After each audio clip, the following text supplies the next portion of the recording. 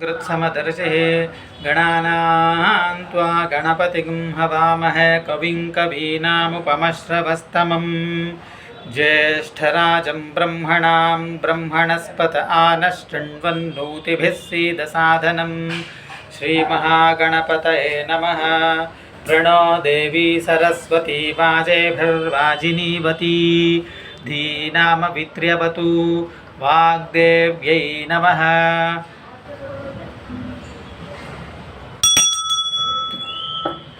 ॐ भद्रं कर्णेभिः शृणुयामदेवाः भद्रं पश्येमाक्षभिर्यजत्राः स्थिरैरङ्गैस्तुष्टुवागंसस्तनूभिः व्यशेम देवहितं यदायुः। स्वस्ति न इन्द्रो वृद्धश्रवाः स्वस्ति नः पूषा विश्ववेदाः स्वस्ति नस्तार्क्ष्यो अरिष्ठनेमिः स्वस्ति नो बृहस्पतिर्दधातु। ओम शांति शांति शांति।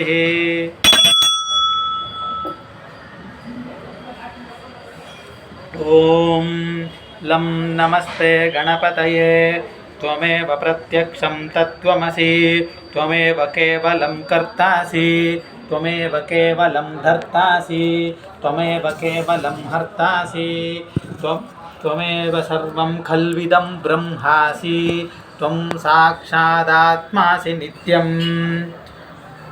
ऋतं वच्मि सत्यं वच्मि अवत्वं माम् अववक्तारम् अवश्रोतारम् अवदातारम् अवधातारम् अवानुचानमवशिष्यम् अवपश्चात्तात् अवपुरस्तात् अवोत्तरात्तात् अवदक्षिणात्तात् अवचोर्ध्वात्तात् अवाधरात्तात् सर्वतो मां पाहि पाहि समन्तात्।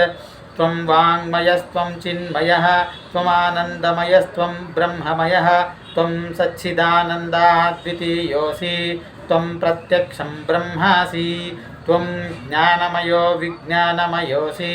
सर्वं जगदिदं त्वत्तो जायते सर्वं जगदिदं त्वत्तत्तिष्ठति सर्वं जगदिदं त्वयि लयमेष्यति सर्वं जगदिदं त्वयि प्रत्येति। त्वं भूमिरापो नलो निलो नभः त्वं चत्वारि वाक्पदानि त्वं गुणत्रयातीतः त्वम् अवस्थात्रयातीतः त्वं देहत्रयातीतः त्वं कालत्रयातीतः त्वं मूलाधारे स्थितोऽसि नित्यं त्वं शक्तित्रयात्मकः त्वां योगिनो ध्यायन्ति नित्यं। त्वं ब्रह्मास्त्वं विष्णुस्त्वं रुद्रस्त्वमिन्द्रस्त्वमग्निस्त्वं वायुस्त्वं सूर्यस्त्वं चन्द्रमास्त्वं ब्रह्म भूर्भुवस्वरो।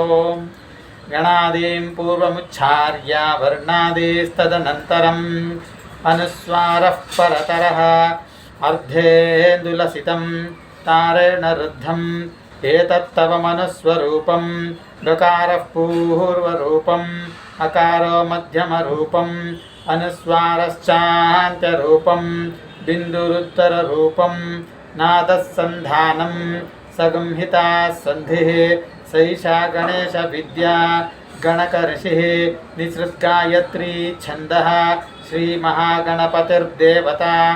ॐ गं गणपतये नमः। एकदन्ताय विद्महे वक्रतुण्डाय धीमहि तन्नो दन्तिः प्रचोदयात्।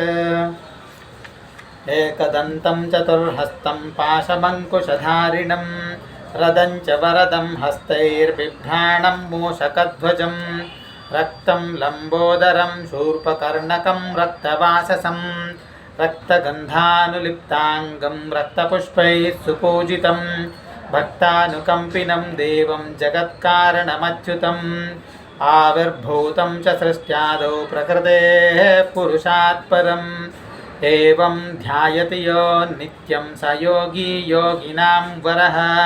नमो व्रातपतये नमो गणपतये नमः प्रमथपतये नमस्ते स्तुलम्बोदराय एकदन्ताय विघ्ननाशिने शिवसुताय श्रीवरदमूर्तये नमः।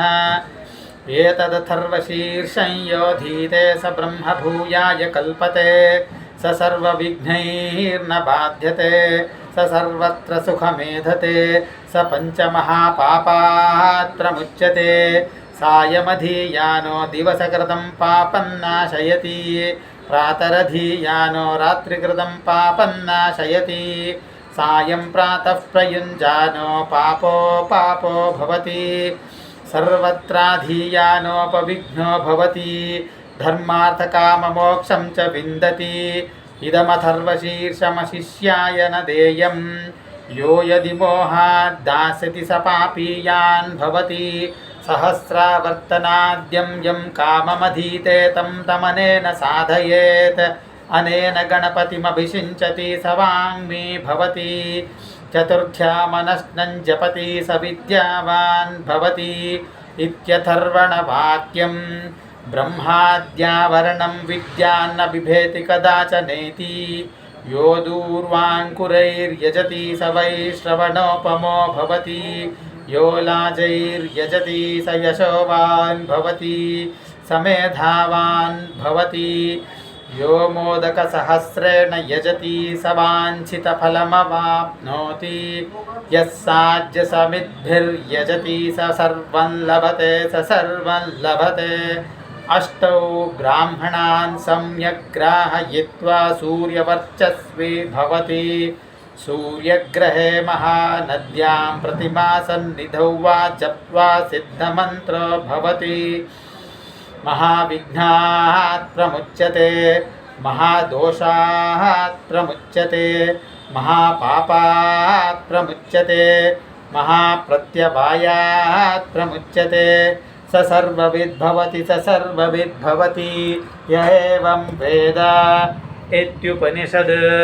ॐ भद्रं कर्णेभिः शृणुयाम देवाः भद्रं पश्येमाक्षभिर्यजत्राः स्थिरैरङ्गैस्तुष्टुवागंसस्तनूभिः व्यशेम देवहितं यदायुः स्वस्ति न इन्द्रो वृद्धश्रवाः स्वस्ति नः पूषा विश्ववेदाः स्वस्ति नस्तार्क्ष्यो अरिष्ठनेमिः स्वस्ति नो बृहस्पतिर्दधातु। ॐ शान्तिः शान्तिः शान्तिः। ॐ गजाननं गणपतिं गुणानाम् आलयं परं वन्देऽहं गिरिजासूनं तन्देवम् अमराधिपम्। हरिः ॐ तत्सत्। श्रीविनायकाय नमः समर्पयामि। तत्सत् ब्रह्मार्पणमस्तु।